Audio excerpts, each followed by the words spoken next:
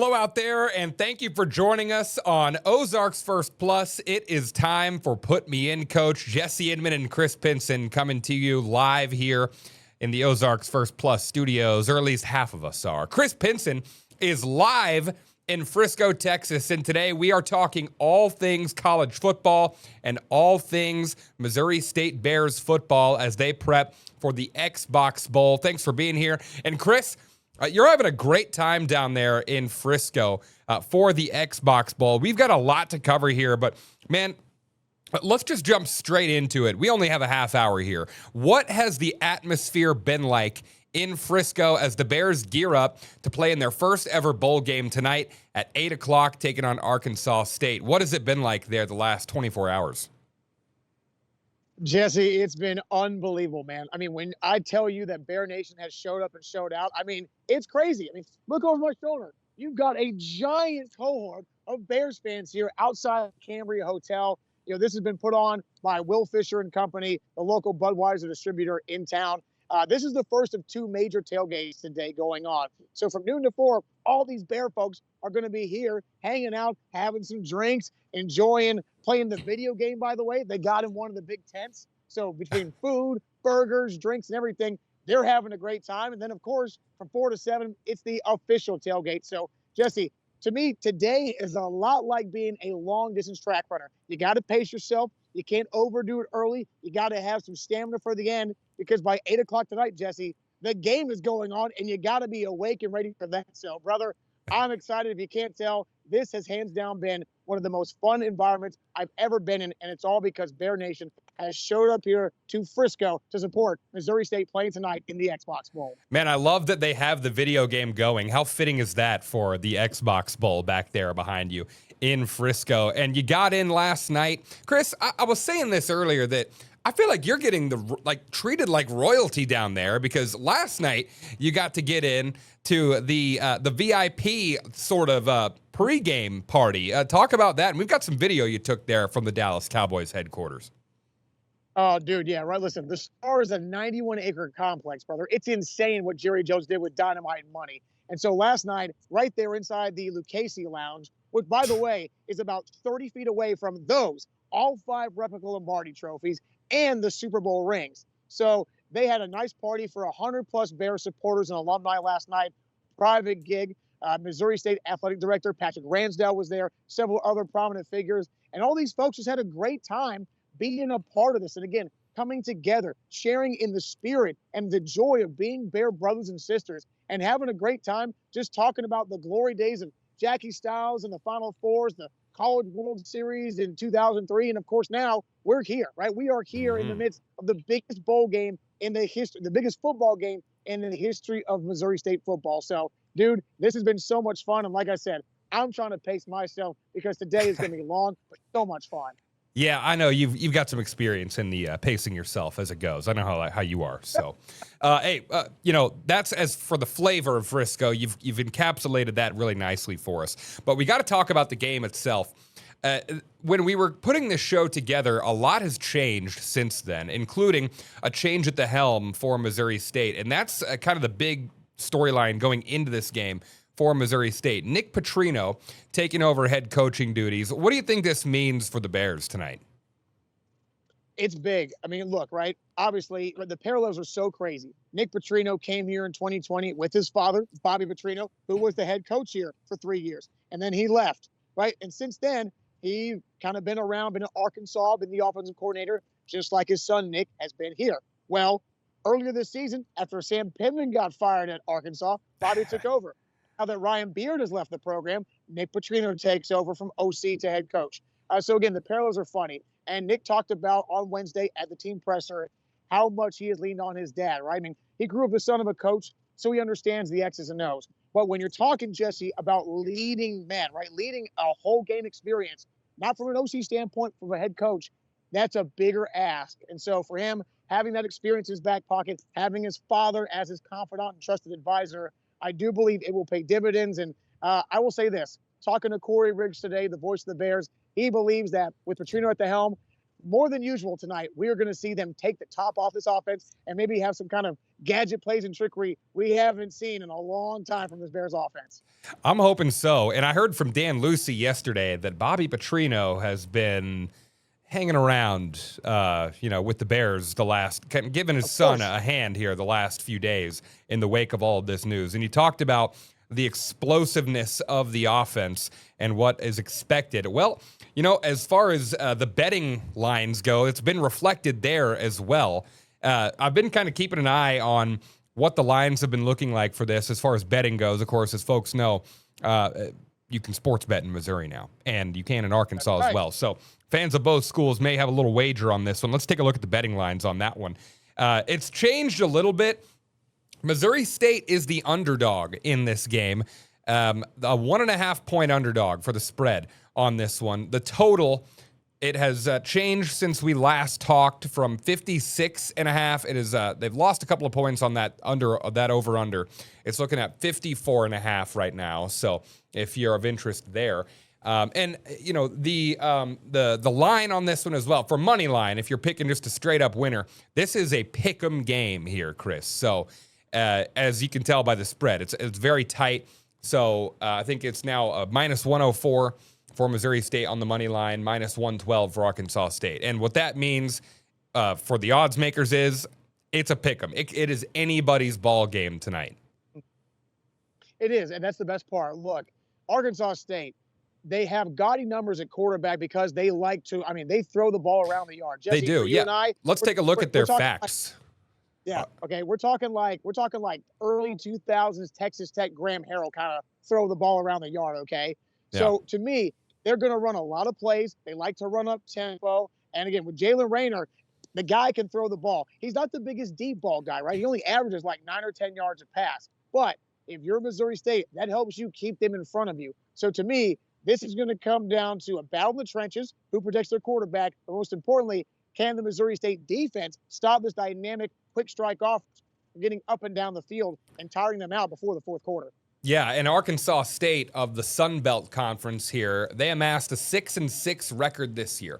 So they're beatable, obviously, no doubt about that. This is their third straight bowl game, so they've got some experience in these types of situations. But as you talked about it, Chris, their quarterback, Jalen Raynor, is the player to watch for them. He's 19th in the nation in passing, leading the Sun Belt Conference in that stat category. So like you said, it may not be, slinging the rock all the way down the field, but they'll nickel and dime you to death out there. So that could be a good thing for the Bears, being able to keep them in front of them tonight. And for folks who, a little fun fact, Chris, that you told me, the last time these two teams met was over 10 years ago, September 2015. Safe to say a lot has changed since then, but Arkansas State won that meeting. Yeah, no, that score is not a typo. 70-7. That was back in the Dave Steckel era. And again, Chris, obviously a lot has changed. And, we've got kind of a good fact sheet there for Arkansas State. And we've got one as well for Missouri State, kind of a tale of the tape as to how Missouri State is looking going into this one here. Conference USA, their first year in it, 7-5. Again, we've been beating the drum on this one. Historic bowl game here. First ever for Missouri State. Jacob Clark, second in Conference USA in passing. We know he can sling it himself. And Shamari Lawrence, he's a good runner. He's almost 1,000 yards this year, fourth in the conference in rushing. I want to talk about Jacob Clark, though, Chris. We heard from him this week about how this is kind of a redemption game for him. Can you talk about what we heard from Jacob Clark at the podium this week on that?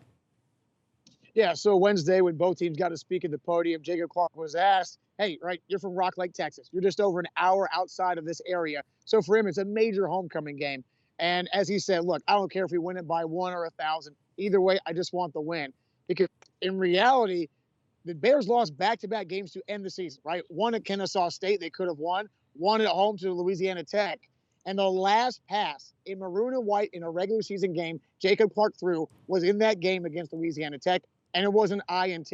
And, I don't care what sport you play. If you're a batter, you don't want your last at bat to be a strikeout. If you're a quarterback, you don't want a turnover to be the last play of your career either. So for Jacob, he talked about how playing in this game means so much. But remember, Jesse, he's a very smart player. He's very reserved. So I don't think that he's going to be overly emotional about the game. I don't think he's going to let emotions get the best of him. I think, like usual, he'll go out there, be this steely nerve guy that everybody can depend on, get in game mode very quickly, and hopefully be able to matriculate the ball down the field with ease. And the Bears can put up a lot of points. And we can see Shamari Lawrence, who, by the way, is 36 yards away from going over 1,000. So if we can get a W, Clark plays well, Shamari breaks 1,000 on the season, brother, I think this will be the icing on the cake for what has been a truly momentous season for the Bears. Yeah, it could check a lot of boxes tonight in what would be an absolute bit of history for this program. And that game tonight, 8 p.m.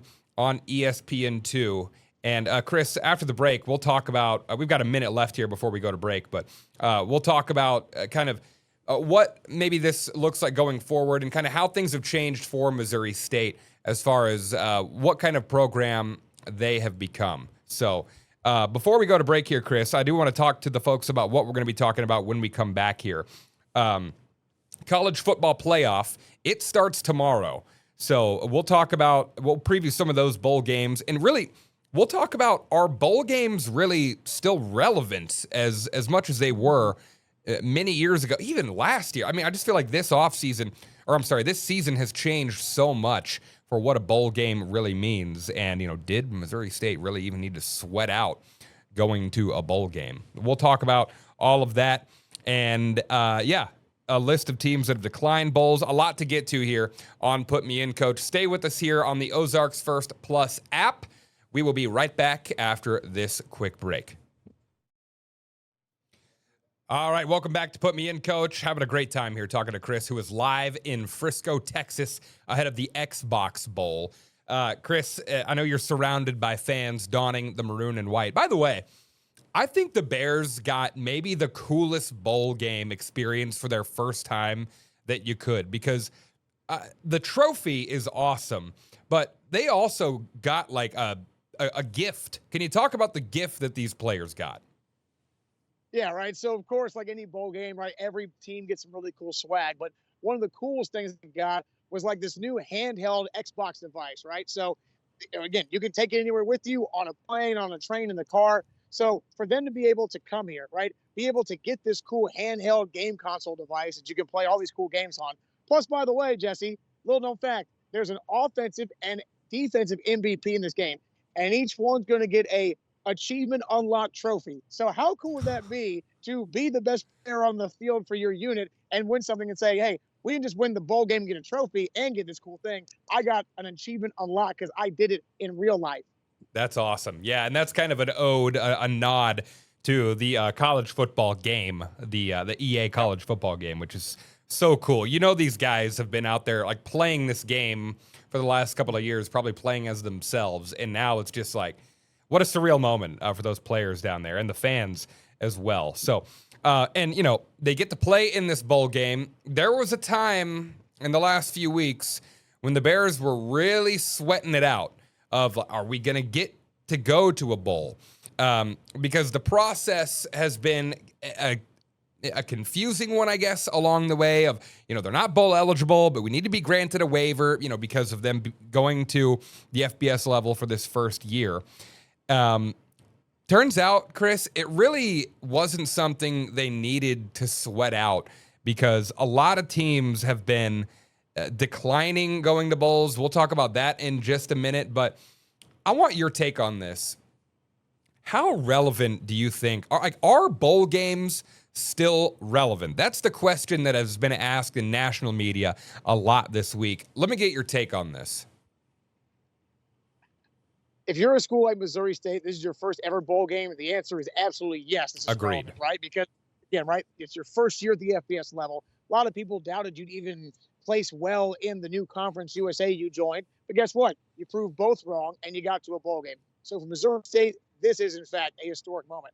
But you're right. Like some of the teams that will show that have declined bowl invitations, right? Like a Florida State, like a Notre Dame, or other prominent blue bloods that have clearly been a part of the bowl system for a very long time, right? That have strong fan bases, that travel well, that watch these games and help these different networks make money off them. look, between iconic or between major players of each team sitting out because their team didn't go to a great bowl game, so they're going to go rest up and prepare for the draft. Or in this case, if you're a team like Notre Dame and you didn't make the 12-team playoff, so you choose to not join, no offense, the answer is overwhelmingly yes. The bowl system is becoming irrelevant, and I hate that because, Jesse, you and I are over 30 years old. We still remember what it meant when your team went to the Rose Bowl, the Sugar Bowl, the Fiesta Bowl, the Orange Bowl, the Cotton Bowl. I mean, that's what it was fun about. That's what the team concept was all about. Yep. But now, sadly, again, because of generally individual choices between the NFL draft or, hey, it's not important because it was the draft, it was the CFP or bust. Yeah, sadly, the answer is yes. Bowl games now are becoming irrelevant. And for ESPN, that's a big problem because their system, their business model is going to be in big trouble in the next 5 years. Yeah, I think you made a great point, though. I mean, the biggest caveat to this, Missouri State is in such a unique position because I think you're right. Like, for those blue blood teams who have declined bowl invites, and we've got a big list of those, it has grown. These 10. These 10 teams. Nice. And a lot of them are the blue bloods. For those blue bloods, and I feel like we always hear that term tied to basketball, but it's very much relevant when it comes to football as well now. These teams, for them, it is the championship or bust mentality. But you nailed it. When it comes to Missouri State and teams like that who are trying to break in and get their first taste of bowl success, it means a ton because you're not going to go and find anyone down there right now behind you in Frisco this weekend who's going to tell you that this bowl game they're about to play in is irrelevant, for sure. No, you won't. And that's the best. Look, Jesse, you went to Missouri State, okay? Yeah. You personally can say, I mean, Jesse, was football ever a big deal for you when you went to Missouri State? No, it wasn't. And I grew up in Springfield, and so not even just when I was a student there. It has and I'm so envious, I guess maybe is the best word, because those students who go there right now, they are in the golden era of Missouri State football right now. And it really, I mean, the Petrino family has changed Missouri State sports as we know it, to put it on the map for football, because we know football drives everything for most schools. So it's great to see that Missouri State has kind of gone from like, do we need to get rid of the football program? Like, is that a conversation we need to have, to this is the biggest day today in Missouri State football history. So, we've seen those teams that have declined and that's why the conversation is being had, is because we're seeing so many coaches leaving and players, either prepping for the draft or, transferring, going into the portal. So maybe they're bowing out of these bowl games. So, and Notre Dame is kind of at the forefront of this entire conversation. They, they're butthurt. They didn't get into the college football playoff for a lot of reasons. Chris, what's your take on the whole Notre Dame of it all? Look, I get it, right? They are, even though they never played in a conference and they say, oh, we won 10 games in a row, they always seem to pick and choose a lot of easy, bad teams, right? They play Syracuse, they play Temple, they play Pitt, who, again, decades ago, right, Pitt had Tony Dorsett, so they had a reason to be relevant. Now, their schedule's pretty soft, so the fact that they did not get in because they don't play in a major conference, that's on them. And unfortunately, right, when you look at teams like Georgia, who, just a couple years ago was on the outside of the 4-team playoff, what'd they do? They said, you know what? Screw you guys. We're going to go to the bowl game. And they beat the unhealthy you-know-what out of FSU in that bowl game. So I like the fact that at least if a team did not get picked, they would say, hey, look, we showed up to the bowl game and we beat the snot out of our opponent. Instead, it's like, well, we're taking our ball and going back to touchdown Jesus. What a bunch of babies. I agree. And, there are some advantages to them not being in a conference. They've got that exclusive deal with NBC for their games to be aired there and Peacock. So there's some monetary value. They kind of have the freedom to schedule. I know they've got I believe it's 5 games a year against ACC teams, which ACC isn't what it used to be. So, that it's like a double-edged sword. It hurts them in some ways, helps them in others. So, and as we look toward the college football playoff, first round gets going tomorrow. I want to get your take on some of these games. We can pull up the bracket to kind of get a big, an overarching look at this. Starting the 9-8 matchup, you got Bama at OU. They played a few weeks ago. OU winning that defensive struggle, 23-21. You've got Miami headed to Kyle Field to take on Texas A&M and the Aggies. And then you've got an interesting one to me, Tulane and Ole Miss. That's a rematch, too. Ole Miss beat the brakes off them by 35 back in September. But a lot has changed there. We'll talk about it. And then James Madison taking on Oregon, the 12-5 matchup. Oregon looking for some redemption after the way things went for them in the college football playoff last year. Which one of these first-round games are you looking forward to the most? I'm stuck between Bama, Oklahoma, and Miami, Texas A&M, right? Mm. Miami barely snuck in along with Alabama. I think Alabama might have learned something from their loss to OU, so I wouldn't be surprised if they won that game. The Miami A&M matchup. A&M, the teams they beat really weren't that good. Like, if you look at their schedule, they didn't really beat anybody worth anything. And the time they actually played a good team or decent team was Texas. They did get beat. Mm-hmm. So I think Miami might pull an upset there, honestly. Have you, I know you sat down and talked to Jackson Cantwell, number one high school player in the nation, in the last week or two. Did he talk about anything he's looking at for that Miami A&M game? He obviously, the number one player in the nation, high school-wise, committed to Miami. He didn't talk a lot about the game per se, but he certainly is looking forward to seeing how they're going to play. I mean, yeah. Again, the fact that Miami has put out so many NFL products from the offensive line just shows you how great the program is. However, as you said, the ACC isn't the toughest conference. So now you're playing against A&M, who was a perennial number one team all year, top 5 team, top 4 team. So I will be interested to see if, again, right, the speed of the SEC will be able to overdo that. I mean, again, it's going to be fun because we know Miami can score. A can score. But Can anybody play defense? My question. Well, we'll see about that. The SEC defense thing. We'll see if that holds true there. That Ole Miss Tulane game, weird dynamic there. Ole Miss destroyed them back in September by 35, but Kiffin being out of the building now, that's a little weird. Tulane, Sumrall is leaving as well to go to Florida. So that's just kind of an awkward game for me. We got a couple of minutes here. What are your thoughts on that? Yeah, it is weird, Jesse. Like, as you said, right, you already got John Sumrall going to Florida. However, he's made such great strides and great steps to make sure his reputation is good with Tulane, unlike Lane Kiffin. I would like to see Tulane put up a good fight and at least make a good showing. Yeah. However, at the same time, I'd like to see Ole Miss just run right through them and show once again, hey, it wasn't just because Kiffin was here coaching, okay? And then, of course, you look at James Madison, Oregon. I would love to say James Madison has a great shot. I think Oregon is going to destroy them. But then again, there's a reason why we always harken back to Boise State and Oklahoma, right? Uh-huh.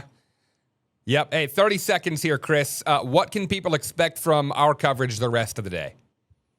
Rest of the day, right? So I'll have more social media updates coming for you across the next 8 hours. And then I'll be live at 5, 6, and 6:30 on Ozarks First Newscast. And then at 9 o'clock and 10 o'clock on Ozarks First, giving you the first half highlights from tonight's bowl game. Don't miss it. It's going to be awesome. Bears, Xbox Bowl, baby. Cannot wait. All that coverage going to be on OzarksFirst.com as well. 8 p.m. Xbox Bowl. You can watch it on ESPN2. Chris, have fun, man. Thanks for watching, folks.